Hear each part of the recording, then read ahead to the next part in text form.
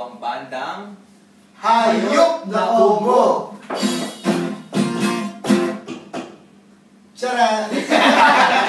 And this time po, special edition po tayo ngayon dito sa Kuwait. Kami po ang mga waiter ng chocolate bar, and naisip po namin ang gawin ng kalokohan nito para alisin ang lumbay ng mga na-homesick dito sa Kuwait.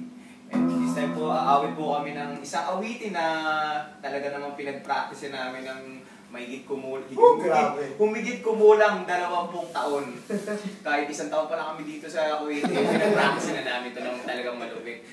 Pawis at puhunan at saka pera at salapi ang aming hinalaan para lang mabuong awiting ito.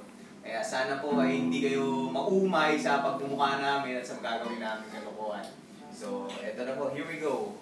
5, 6, 7, 8.